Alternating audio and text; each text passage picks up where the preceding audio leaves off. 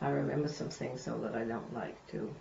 I was called in the middle of the night, and Jim was in, and they had a night session in Boston, and I answered the telephone, and it was the chief of police in Sudbury. And he said, "Is this Mrs. DeNormandy?" And he said, "Yes." I said, "Yes." And he said, "Is Mr. DeNormandy there?" And I said, "No." And he said, "Well, I have Newton here in the lockup, and I'd like you to come and get him." I said, "Now?" And he said, "Yes." I said, "Well, I'm all alone, and I have no one to leave the rest of the children with." And he said, "Well, that's your problem, not mine, but I want him out of here." And what had happened is that, so I called Bradford, and I went over and got Bradford, and Bradford went with me. And Newt had gone to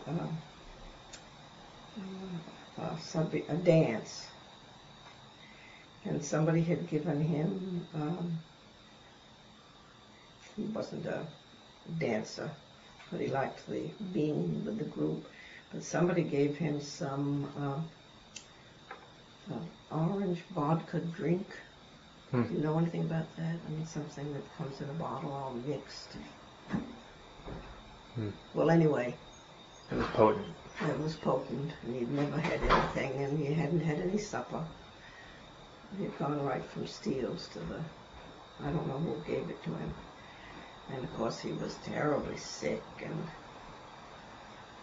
but we got him home, and the police chief said, "I'll send you the bill for cleaning it up," because he'd been sick in the cell. And of course I was just shaking like a leaf. The police really scare you. I mean, they represent real authority, and you don't question it. Yeah. So, but he was up and ready to go to work the next morning. It was on a Friday night, and he went right to work. He had to be at work at 8, and he went down the stairs, and off he went.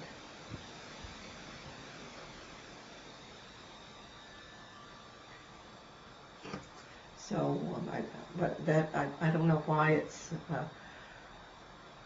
hard to make public that episode.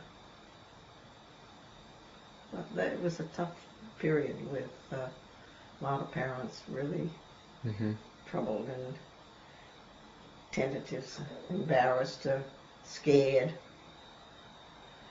It was just the beginning of all of the drug bit, and so.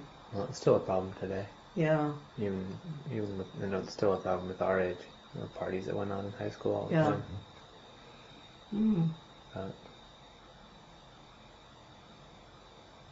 And it really, I'm sure it wouldn't. I think the thing that makes it difficult is probably that it was an event like that in hindsight 20 years later is just, it's a process that you grow through. Yeah. But in the case of Nudie, it was close to the end of his life. So. Yeah. Well, and it was such a whole new environment. I mean, the parents knew nothing about it. I mean, sex, everybody was tempted. I mean, sex has been free but the temptations of, and there were people buying beer, older people. Yeah. Yeah. It still goes on. Yeah. That still goes on, you say, yeah. Yeah. And then the open, the cars. Well, he did have a Impala. I don't know where he got that. I don't remember that. But I have pictures of him hanging the Lockwoods let him use the garage across from our house as his garage. And he put a new engine in the Impala. Or at least I have a picture of the engine being hoisted up. on a tree. That's neat. Yeah. He knew what he was doing. He was a good, and also he did have time to receive acceptance at the General Motors, what was it called? It's down on 128 in Needham. That's where they put the final coats on the cars. I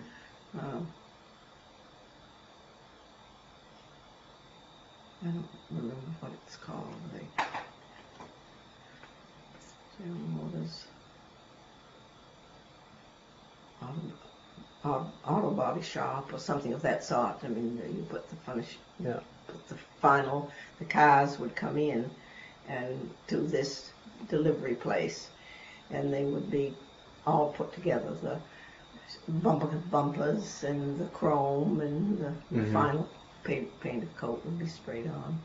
And he was accepted there, so he knew what was ahead of him when he graduated. Yeah.